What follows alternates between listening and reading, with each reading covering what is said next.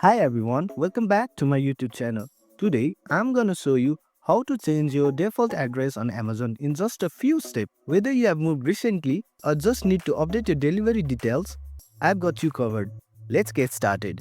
At first, you have to be on the home screen of your mobile phone.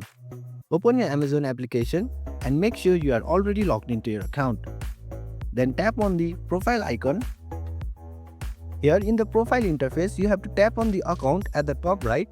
Once you are in your account section, scroll down and search for your address. Tap on it. So this is the main part where you change your default address. Tap on add a new address.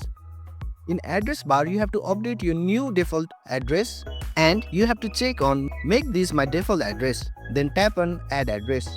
As you can see that your new address has been updated. Once the address is updated, you can simply remove your previous default address by clicking on remove. So this is how you change your default address on Amazon.